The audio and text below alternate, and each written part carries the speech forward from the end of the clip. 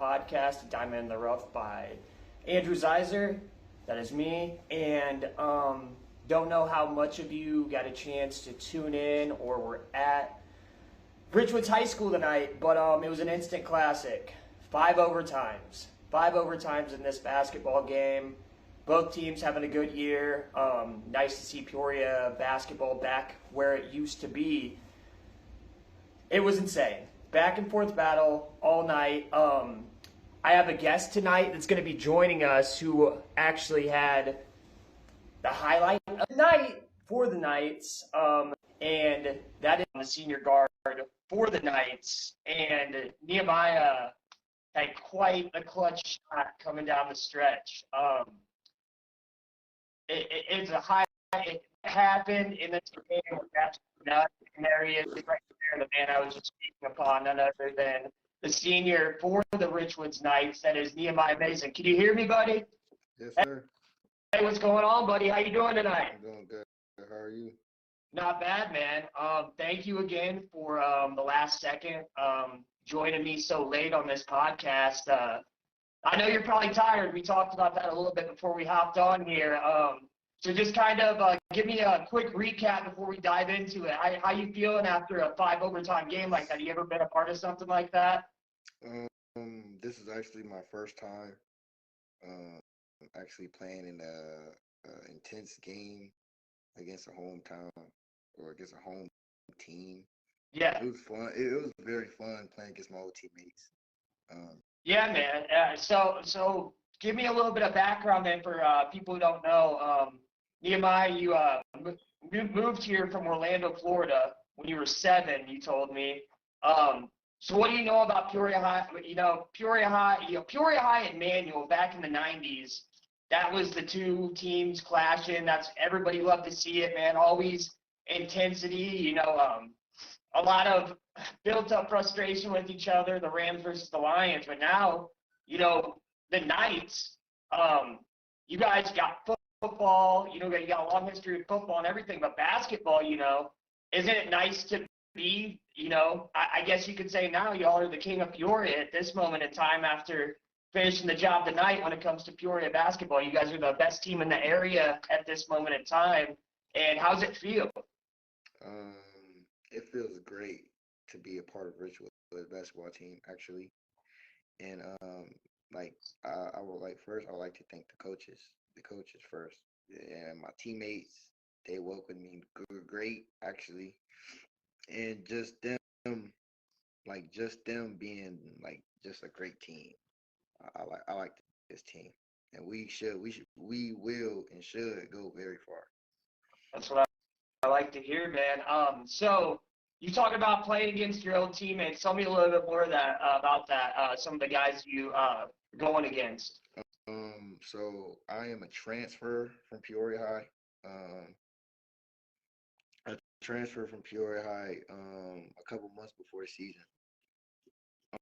Before the season started, due to reasons.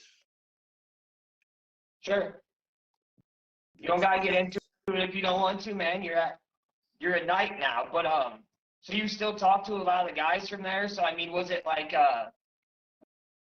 was it intense? I mean, like going against your old teammates like that. I'm sure there was talks and everything. Like what leaving to go there. I mean, but yeah, they was trying to get under my skin. Yeah, they were trying to get under my skin. It was a lot of talking, a lot of chippiness, but of course we came out with the win. And so, not for everybody who didn't see the game, I just want to talk about this. Talking about how big and how I'm sure you were floating, felt like you were floating during this moment. But I got it pulled up on my screen here. Clutch Sports Media was at the game tonight, and they covered it on YouTube. You can follow them on their channel. They cover a lot of local area games. But I just want to show a highlight that they had from this game and the reaction. And I'm going to take it back, actually, to start to show this highlight. I want to show the possession before, the build-up in the second overtime. So it's 68. You guys are down 3. It's 68-65. There's about 45 seconds left on the clock. Before I get into this, why weren't you guys fouling immediately? in that situation? Were you guys trying to get that turnover to get the ball back? What was going on there in the huddle before you guys went and had that possession defensively? So the game plan was to go for the steal. It wasn't really the foul, but it was to go for the steal. Um, our first intent was the steal, but the foul was just like the foul. It wasn't really. It wasn't really. Did he give you did Coach Smith give you guys a time though, where it's like, hey, if you guys don't get this steal by 30 seconds or 25 seconds, you guys got a foul? Like, or were you guys waiting for a specific person to get the ball that had been struggling at the line? Was there a game plan, strategy behind that, or? Nah, he just believes in all of us for real. It really just comes down to whoever shows up. I'm saying we all show up. Everybody got to be ready to show up. Right. But I feel like the game plan for then and there was just to hold defense. If it was a foul, it just was a foul. Well, and that's the thing too. There's still not a shot clock in IHSA basketball. They tested it out. I covered the Tournament of Champions this year, and they tested it out during that time period, the 30-second shot clock, 35 seconds. So it's always a tough decision as a high school coach, what to do in that situation. Because sometimes you see those teams strategically, even in the middle of the game, if the team's on the run, they'll try and just hold the ball. Just hold the ball. And obviously, Peoria High's strategy wasn't to even take a shot in that moment. They had a couple open looks, and you guys just stuck with the defense and then ended up forcing what happened, which I'm going to show here in a second. And then also, I'm going to pause it after that because there was another confusing situation that happened before your shot, right on the inbound, when there was confusion and they had to go to the scorebook. You know what I'm talking about, when they originally on the inbound play call. So I'm going to go ahead. I got it up here on my projector screen. We're going to walk through it. I'm going to put it up and let everybody who didn't see it tonight get a chance to see the amazing thing that happened and one of the best, like I told you before this, most intense back and forth high school basketball games I've ever seen. So without further ado, I'm going to show you guys what happened here in the second overtime.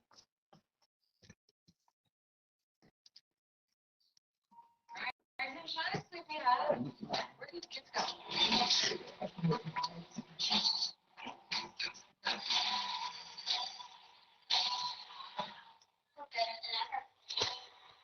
Get it all set up for you guys real quick. Bear with me. Hydro Boost Gel Cream offers a 48-hour long-lasting hydration for healthy little skin. Basketball in the Big 12 and bear with me, guys. I'm making sure you guys can see this good because I think everybody who's watching is going to enjoy this if they missed it.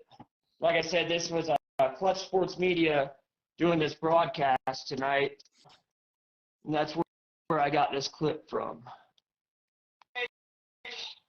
One of the best pitches that you might see in decades in the city of Peoria. What a battle this was, and we're not even in the playoffs yet. Can't really picture a more iconic basketball. Let me get it to the right spot here. 146.18 was when I wanted to go. All right, right there. We're good right here. So this is the possession that I was just talking about with you. So that's right now at the time, it's 68-65, about 45 seconds left on the clock. Peoria High's got the lead. They got the ball. They're a double bonus in this situation. So that's what I was just asking Nehemiah about, is what the game plan was going into this. So I'm going to show you guys what's transpired from here. Richwoods got a possession. They need a turnover or they need to foul and hope for some misses. Jackson made one at the line. Dribbling around with it. Now is Mike Reese-Taylor. 40 seconds now. Brown was trapped in the corner, got rid of it. They want to foul Brown. He's had struggles at the line. That's who they're trying to get. Sowers now passes to Brown. Now he does. And they went for it. Mason couldn't foul it. Now there's under 30 seconds left. And Richwoods has got a foul. I'm not sure what they're doing here. Maybe try to go for a turnover. They almost got it.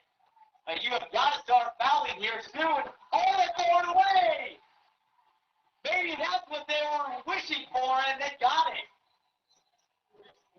A huge turn. All right, so just to recap, so like I was talking about, you heard even there on the announcers, John Michael there with Clutch Sports, saying, I don't know what's going on, why you guys weren't fouling, and that's what I was asking about that. Obviously, it worked out. I believe there's 18 ticks left on the clock now. You guys forced the turnover, get the ball, go into the huddle, and then you guys are strategizing for what's going to go on next. And then the next crazy thing, madness that happened in all these 5 overtimes, is what happens next after you guys come out of the huddle, go over there, work on the sideline play, and then we'll so I'm just going to run it so you guys see it. Richwoods get tied up with a 3. So 68-65, 18 seconds. What was wrong with that sequence right there? First of all, Richwoods should have fouled much earlier, John. A lot of time wasted, but it works on their benefit. They're going to get a chance for a 3. Jackson drives in, goes for that 2, no good. Rebound goes to Moore. Over the first side, out 8. Richwoods needs to get a shot. Who will it be? Burnside, no good. So Burnside throws up the 3. Everybody, when we're watching it, we think that like, oh no, but Coach Smith, he called the timeout right before it happened. So, like they talk about, just imagine if that 3 went down and you guys called that timeout right before, how everybody would have felt. So you guys got new life. There's 2.7, I believe, left on the clock now. You guys are gonna come out of this huddle, and you guys are gonna have the sideline play. I'm just gonna skip forward to when you guys are coming out here on this one. So here we go. Yeah. The first play. Yeah, go ahead. I was gonna say, the first play that we ran didn't work, and we was. So honestly though, were you guys worried that you didn't have a timeout when that happened, No. or were you confident you did? Like, did you go into this like? No. We were confident we had another timeout. Our coach told us we had a timeout. Okay.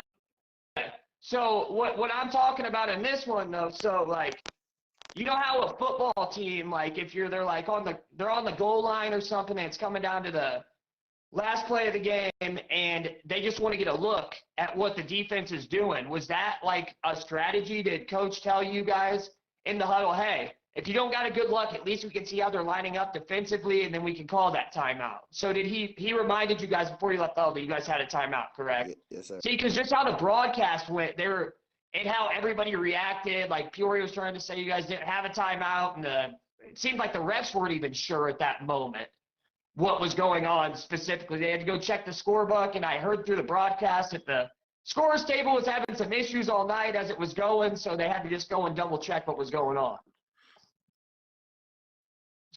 So, but did coach tell you before this, like that you guys, we got a timeout if we need to take it on the sideline? It was actually the assistant coach, not the head coach. Okay, got you. Okay, so what is his name? Coach Richards. Coach Richards, okay. I got you. So he's the one who called the timeout? Nah, Greg did. Greg did, okay. Gotcha. Okay. No, that's around the sideline. Yeah, we'll see it right here. 30 seconds line. Gonna get the shot off, but the way this game is gone, Gavin, would it be All right, here we go. See This is what we're talking about. Here from Richwoods. Now, I know the game that might not end. Auburn was open in the corner, doesn't go to him. Burnside's got to get it in. Right here. Calls for the timeout. And watch the. Taylor says Richwoods doesn't have anymore. That should be a technical. I believe they did. Did they get 2 timeouts for overtime? I believe they do. So then they're having a conversation, the refs are. That's what confused everything. This would be, yeah. It would be a technical. Because I'm sure for some of the older, the old school crowd on here, they remember Michigan back in it was the Final Four when Chris Webber and the Fab Five called the timeout, and they didn't have any timeouts left there at the end of the game, and it was a technical foul that took away their shot. That's literally what I thought was happening. I was like, no, this is not about to happen right now. So anyways, you guys go back, huddle up here, and this, to get to what we were mainly talking about, our boy right here, Naheem, see what he does right here after this. Down by 3, 2 seconds on the clock. One remaining, it looks like, and it must be, as I was aware of, 2 extra timeouts prior to taking another There one we go. again. Probably the right idea. They probably wanted to just come out, see what Pure High was going to do defensively, kind of scout it out, and then now drop the real play. So were you the initial look in this coming out? Because I know I played basketball too, man. You know, usually you got a first look. You got a first look, and then if that guy's not open, you got a second look. You got a third option, and coming out of the. So what was the play that you guys were running coming out of the huddle here? The play was to me. The play was to you. The play was to you. You were first look. Okay. All right. And then after this, let's see what 68-65, 2 overtime game here, and you guys watch what happens. Got it down and shoot it. One side will make it down for Richwoods.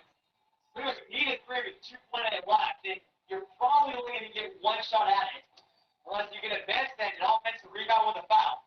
So first time will inbound. His options are Jamin Moore, Nick Louderman, Nehemiah Mason.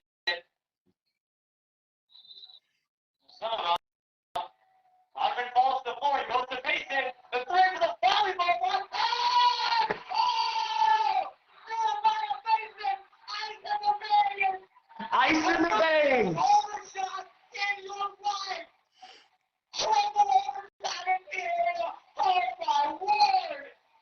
Nehemiah Mason just hit the shot of his life! Oh man, dude.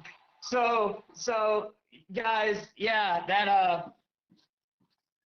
Nehemiah, man. I mean, well, I don't know what else to say, but what are you feeling, man? When you get that inbound, you're off balance already.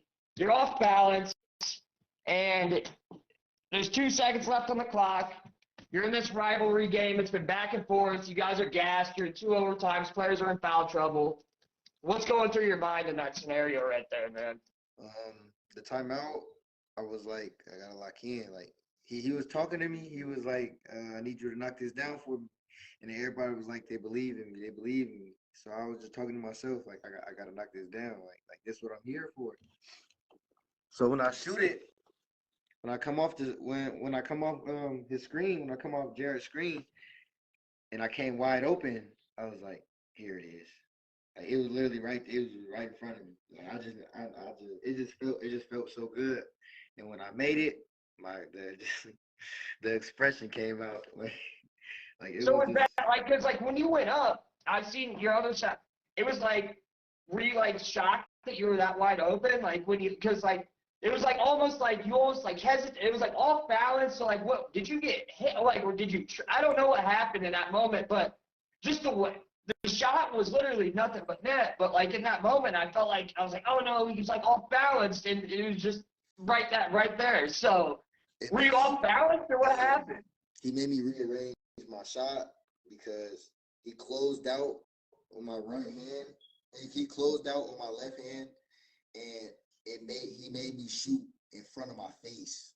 So like basically, like my my left hand was like, he made me like shoot like this instead of Right.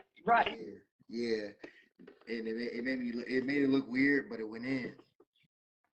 Yeah, I mean, no, it don't matter how it looks as long as it goes in, man. it was, I couldn't believe it, man. And just like you could tell by the call by Clutch on there, man, that was just insanity. The place was probably going nuts. And then who would have known after all this madness, you guys would have had 3 more overtimes after this too. So Right. you go into overtime number 3. And then you get another huge shot by one of your guys, man, to tie it up with another 3. Yeah, And then this is I my know boy it's the Nick. school that well, let's go ahead and say that. I'll say my boy Nicholas Louderman. It's my boy. Yeah, man. Is he a starter or does he come off the bench? He come off the bench. He a shooter. He a shooter for real. So he comes in those types of scenarios when you need a shot. Yeah, Yeah. man, because he pulled up, man, and I didn't expect him pulling up like that. Just boom, tie game again. Yeah, So big confidence. huge. So then, I know, like we got a comment on here from Jay Sean Ivy. You got school tomorrow, son. Wrap it up. You're right. I know. I'm not keeping. We ain't gonna keep this boy on here for long. He's had a long night, but I just wanted to strike while the iron was hot and give you the props you deserve, man. Because what an insane shot. And then tell me what's going through your mind. Overtime number 5. It's 82-80. You guys got the lead, man. And then we thought that lightning just struck twice, and dude throws up an even more insane prayer than you do from the Lions and banks it in, but there was a whistle right beforehand. Do you think that the shot? What's going through your guys' minds in that scenario? Travel. That's it. Travel. That was it. As soon as he called travel, I knew it was us because he traveled. And I was like, I'm gonna run that. I'm gonna run one more clip before we get you off here because I want to take a look at that as well. And anyways, at the end of the game though, it's 82-80, and you go up and he throws up this shot. Do you know his name, by the way? I'm sorry, the kid that made that bank shot for them. I forget. I gotta watch it back. There's so many crazy things that all of you guys did. You say he made a bank shot? The one that got called on the travel. Oh, Deontay? Deontay. It was Deontay who did it. Yep, Deontay, man. That was just the icing on the cake after all of this. It literally was just the icing on the cake. And I just want to show that clip real quick before we get you off here. And just so everybody sees how this game ended, just to show exactly how tense it was. And I want to give you another couple of questions, and then we're going to wrap this thing up so this boy can get some rest before school tomorrow. We're going to go to the end here, and we'll get it, and we'll show that clip real quick.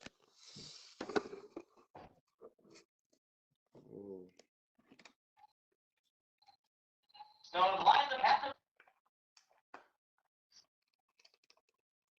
time out. So they will.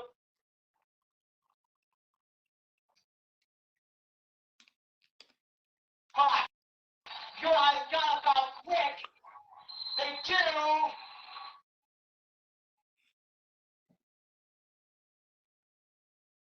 Get your name. There too, Nehemiah Mason and Deontay Van Falco. Just one. High. What? Myself all these scenarios.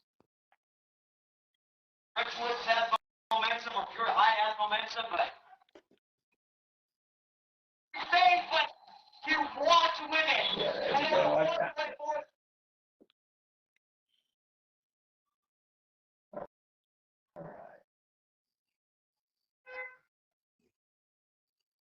multiple times where it seems like, oh, this is going to be lost overtime. Yeah, literally, we thought this game was never going to end.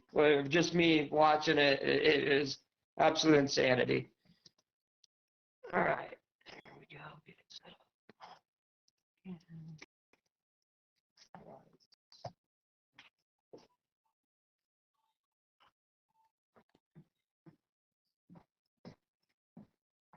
Either Richwoods has momentum or Pure High. So it's 82-80. You guys got a 2-point lead. Battle between these teams has been an epic performance. They got to throw up a prayer pretty much like you did. Gets into Spencer Russell. Long set screen for Brown, trying to get it open. 3 on the clock. Down to get a shot off. Man, he's taking it. He's taking it for the winner of the because of travel. That would have made the fucking off the game if Van didn't travel. What a shot that he made, but he walked with it. And only 1.4 seconds. Woulda, shoulda, coulda. He walked, and the shot of the game did not go to him. The shot of the night by the Knights went to none other than our boy right here on the podcast tonight. Yeah, so he went up and down. He was like, it looked like he was in between passing and shooting and didn't know, and then he went up, hand in the face, came down, and then just still impressive that it went in, but nonetheless, it don't count. He walked. So you guys walk away with the win tonight, man. 82-80, the final. How big of a win is this? Not just going like forward to the season. You guys are getting late. We're almost to February, man. Man, time's flying. Or, you know, it's postseason basketball is right around the corner. So, I mean, you guys could see him again. You guys could see him again, maybe even, you know, who knows? Are you guys in the same regional? Are you guys in this, you know? I don't know what I really don't the know regional yet. pairings are yet.